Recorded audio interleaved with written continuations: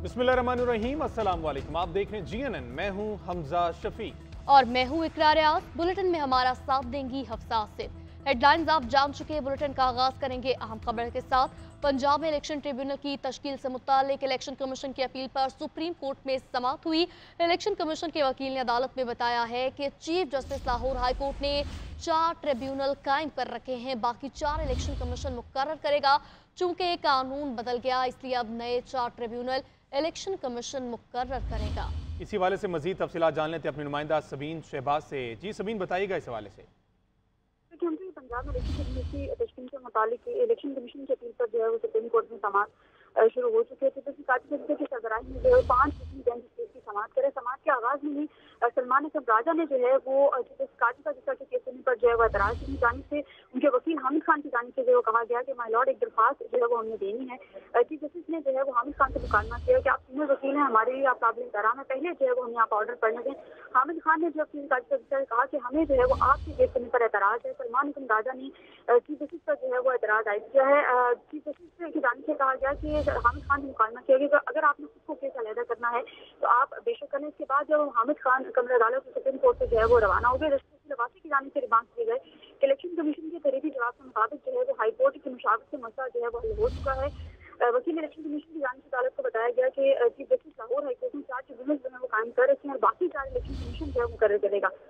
Justice लवासी की जानिब से रिमांड दी गई कि इसका मतलब यह है कि इलेक्शन कमीशन और chief justice Lahore high court में जो है मामला तय पा गए। वकील इलेक्शन कमीशन की जानिब से कहा गया कि जी बिल्कुल, चूंकि कानून जो बदल गया था इसलिए जो है वो 4 ट्रिब्यूनल जो है वो बनाए गए। केस की समाज जो है जारी है और सलमान अकरम राजा के दलाइल जो है जारी है। बहुत शुक्रिया सबीन शहबाज।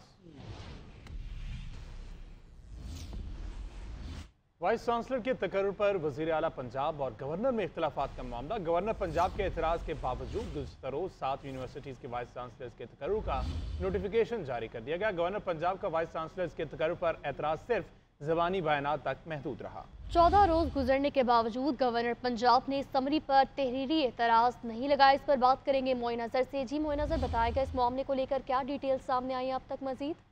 जी, पंजाब की यूनिवर्सिटीज में वाइस चांसलर की तकरीर के मामले पर जो गवर्नर पंजाब की तरफ से इस इख्तलाफात का मामला सामने आया था, उसके अडॉप्ट सीन ये हुआ है कि गवर्नर पंजाब की तरफ से वाइस चांसलर की तैनाती के ऊपर सिर्फ जबानी हद तक एतराज़ात आयद किए थे। रिटर्न जो है महकमा हायर एजुकेशन को नहीं भिजवाया गया था। महकमा हायर एजुकेशन के मुताबिक वो 13 असेंबलियाँ जो हैं वो अभी तक गवर्नर को वाइस चांसलर की तकरीर के भिजवा चुके हैं। 7 असेंबलियाँ जो हैं उसके 14 रोज मुकम्मल हो गए थे। गवर्नर की तरफ से कोई इतराज वापस नहीं आया था, जिसके ऊपर उन्होंने कानून के मुताबिक जो है नोटिफिकेशन जारी कर दिया। तमाम इस वक्त पंजाब के अंदर 25 यूनिवर्सिटियों की जो वाइस चांसलर की असामियाँ खाली हैं। बाकी सर्च कमेटी जो अपने नाम फाइनल करके वो कुछ दिनों में भिजवा देगी। तहम गवर्नर हाउस के ज़राए के मुताबिक गवर्नर पंजाब ने जो है वो असेंबली अपने पास रखी, उनके ऊपर नहीं रही थी। तब माजी के अंदर भी हद के इज्जत के कानून के ऊपर भी गवर्नर ने एतराज़ात आयद किए थे। जब माजी में भी एतराज़ात आयद होते हैं। अपडेट करने के लिए आपका बहुत शुक्रिया। आगे बढ़ते हैं, आपको बताएं वज़ारत ख़ारजा में आला सतह इजलास का मामला। ज़राए के मुताबिक वज़ीर ख़ारजा इसहाक़ डार ने 12 ममालिक के सफ़ीरों को मालम जबा हमले के हवाले से ब्रीफिंग दी।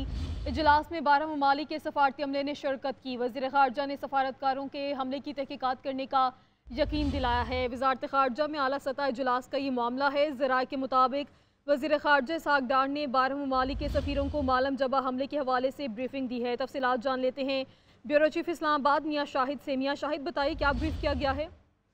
देखिए, वज़ारत ख़ज़ाना के ज़राए कहते हैं कि वज़ारत ख़ज़ाना में आला सतह का इजलास हुआ है, जिसमें डिप्टी वज़ीर आज़म और वज़ीर ख़ारजा इसहाक़ डार ने 12 ममालिक के सफ़ीरों को मालिन जबा हमले के हवाले से ब्रीफिंग दी है। इजलास में 12 ममालिक के सफारती अमले ने भी शिरकत की और ज़राए कहते हैं कि वज़ीर ख़ारजा ने सफारतकारों को हमले की तहक़ीक़ात करने का यकीन दिलाया है और हमले की तहक़ीक़ात करके मुजरमों को कैफ़रे किरदार तक पहुँचाने का भी यकीन दिलाया है। वज़ीर ख़ारजा ने कहा कि पाकिस्तान दहशतगर्दी के खिलाफ जंग जीतने की लड़ाई लड़ रहा है और कुछ अनासर पाकिस्तान के इस्तेहकाम को सबूताज करना चाहते हैं। ऐसा नहीं होने देंगे और आज इजलास में 12 ममालिक के सफ़ीरों को ये यकीन दिलाया गया है कि जो हमला हुआ है उसकी मुकम्मल तहक़ीक़ात कराई जाएंगी। जी ठीक है मियाँ शाहिद, आपका शुक्रिया, आपने आगाह किया। कुछ बात करेंगे मखसूस नशिस्तों को लेकर। तो मखसूस नशिस्तों पर इलेक्शन कमीशन की तवील मुशावरत। चीफ इलेक्शन कमीशन की ज़ेर सदारत छठा इजलास आज होगा। इजलास में आईनी और कानूनी पहलुओं का जायजा लिया जाएगा। कानूनी टीम ने सुप्रीम कोर्ट के फैसले पर अमल दरामद न करने की तजवीज़ दी है, जबकि इलेक्शन कमीशन के एक रुकन ने फैसले पर अमल दरामद का मशवरा दिया। इलेक्शन कमीशन का मखसूस नशस्तों पर सुप्रीम कोर्ट में मुतफर्रिक दरख्वास्त दायर करने पर भी गौर। अक्सरियती अराकीन ने इत्तफाक किया, इलेक्शन कमीशन के इख्तियारात पर कोई समझौता नहीं किया जाएगा।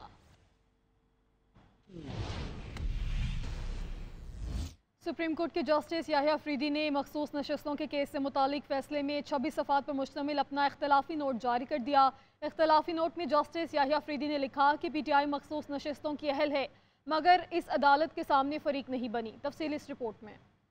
PTI मखसूस नशस्तों की अहल मगर इस अदालत के सामने फरीक नहीं बनी। मखसूस नशस्तों के फैसले से मुतालिक सुप्रीम कोर्ट के जस्टिस याहिया अफरीदी के 26 सफ़ात पर मुश्तमिल इख्तलाफी नोट जारी। जस्टिस याहिया अफरीदी ने इख्तलाफी नोट में तहरीर किया कि सुन्नी इत्तेहाद काउंसिल मखसूस नशस्तों के हसूल के लिए आईनी तकाज़ों पर पूरा नहीं उतरती, इसलिए सुन्नी इत्तेहाद काउंसिल की दरख्वास्तें मुस्तरद की जाती हैं। जस्टिस याहिया अफरीदी ने लिखा कि मुकदमा 3 जून से चल रहा था। PTI ने 26 जून तक कोई दरख्वास्त नहीं दी। 26 जून को PTI की फरीक बनने की दरख्वास्त आई। तहरीरी नोट में मजीद कहा गया कि बैरिस्टर गौहर ने जारी केस में मुआवनत की दरख्वास्त दी मगर PTI ने अपने हक में किसी डिक्लेरेशन की इस्तदा नहीं की। इलेक्शन कमीशन ऑफ पाकिस्तान फ्रीकैन को सुनकर 7 रोज में फैसला करे और मखसूस नशस्तों के नोटिफिकेशन का दोबारा जायजा ले। गुज़श्ता रोज सुप्रीम कोर्ट ने मखसूस नशस्तों से मुतालिक केस का तफसीली फैसला जारी किया, जिसमें हुक्म दिया गया था कि मखसूस नशस्तों पर PTI वालों को नोटिफाई किया जाए। बानी PTI की मिलिट्री ट्रायल बारे फिलहाल कोई फैसला नहीं हुआ। विफाकी हुकूमत ने इस्लामाबाद हाई कोर्ट में जवाब जमा करा दिया। विफाकी हुकूमत के जवाब में कहा गया कि मिलिट्री हिरासत या ट्रायल बारे कोई फैसला हुआ तो कानूनी तरीक़ाकार अपनाया जाएगा।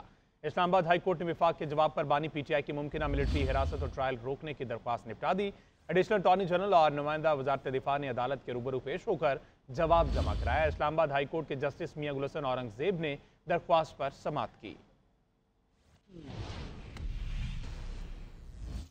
जस्टिस मंसूर अली शाह ने प्रैक्टिस एंड प्रोसीजर कमेटी को खत लिख दिया, जिसमें तरमीमी ऑर्डिनेंस पर तहफ़्फ़ुज़ात का इजहार किया गया। खत में लिखा, प्रैक्टिस एंड प्रोसीजर एक्ट की तश्कील का फैसला फुल कोर्ट का था, जल्दबाजी में ऑर्डिनेंस लेकर आया गया। जस्टिस मंसूर अली शाह ने कमेटी में वापसी के लिए शराइत भी रख दी। दूसरी जानिब जजेस कमेटी का इजलास हुआ, जिसमें 63 नज़रसानी केस की समाअत 30 सितंबर को मुकर्रर की गई। जस्टिस मंसूर अली शाह ने practice and procedure act committee को खत लिख दिया।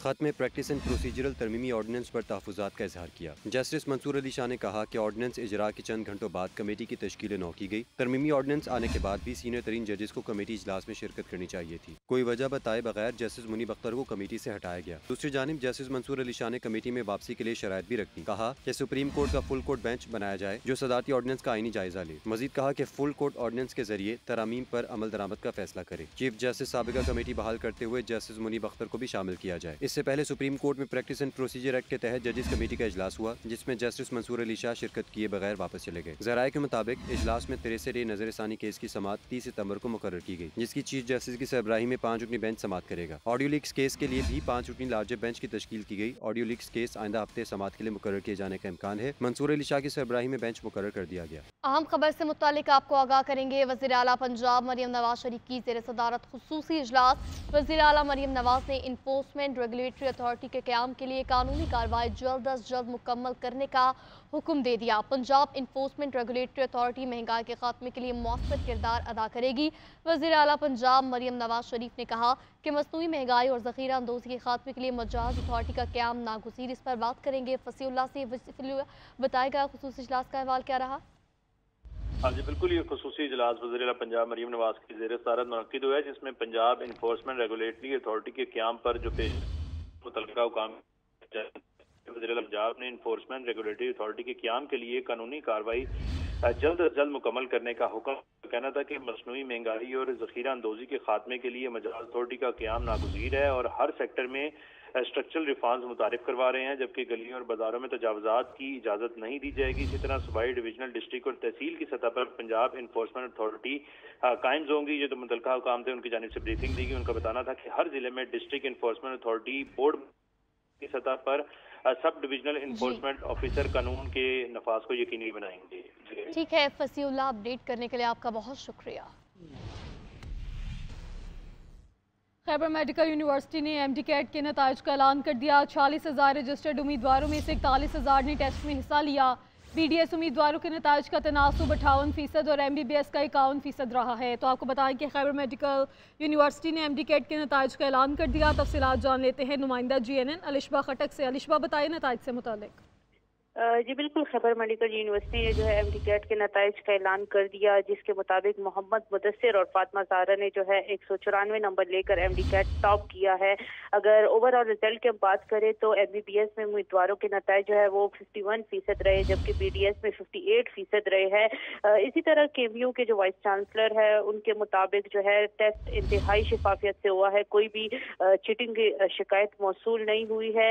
उन्होंने तमाम इदारों का शुक्रिया भी अदा किया है कि उन्होंने टेस्ट कामयाबी से कराया है। इसी तरह 44,000 से ज्यादा उम्मीदवार ने जो है वो MD-CAT में रजिस्ट्रेशन की थी, जिसमें से 41,000 उम्मीदवार शरीक हुए थे। ठीक है अलिशबा खटक, आपका शुक्रिया, आपने आगाह किया। आगे बढ़ें और खबर शामिल करें। वफाकी पुलिस के एहलकार और अफसरान के लिए सोशल मीडिया पॉलिसी सामने आ गई। पेशगी इजाज़त के बगैर पुलिस अफसरान और एहलकार को सरकारी हैसियत में अवामी फोरम्स पर बोलने, प्रिंट मीडिया में मज़ामीन शाया करने या तमाम सोशल मीडिया प्लेटफॉर्म्स पर कोई भी राय या सरकारी बयान देने से रोक दिया गया है। वफाकी पुलिस के एहलकार और अफसरान के लिए सोशल मीडिया पॉलिसी सामने आ गई।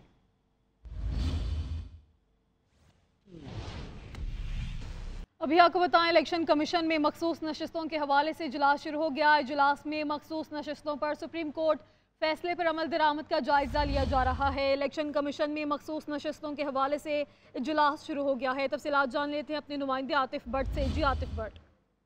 जी, इलेक्शन कमीशन की आज ये 6ठी नशिस्त है। मखसूस नशिस्तों पर जो सुप्रीम कोर्ट का फैसला आया हुआ है उस हवाले से चीफ इलेक्शन कमिश्नर की ज़ेर सदारत जारी इजलास में जो कानूनी टीम है वो तफसीली फैसले पर ब्रीफिंग दे रही है और इजलास में मखसूस नशिस्तों पर सुप्रीम कोर्ट फैसले पर अमल दरामद से मुतल्लिक जायजा लिया जा रहा है। जो ज़राए हैं उनकी जानब से यही बताया गया है कि अभी तक जो इससे कबल 5 इजलास हुए हैं, जो अरकान हैं और जो कानूनी टीम है उसकी जानब से यही तजवीज़ दी गई है कि जो इस फैसले के जो खला हैं उससे मुतल्लिक एक तो ऑलरेडी अपील जो है वो इलेक्शन कमीशन ने दायर की हुई है और साथ ही एक मुतफरक दरखास्त जो है वो भी दायर की जाए। ताहम आज इम्कान यही है कि सुप्रीम कोर्ट के तफसीली फैसले की रोशनी में आज इलेक्शन कमीशन कोई हतमी फैसला कर लेगा और उसके बाद इम्कान यही जाहिर किया जा रहा है कि जो इलेक्शन कमीशन है एक मुतफरक दरखास्त दायर करेगा।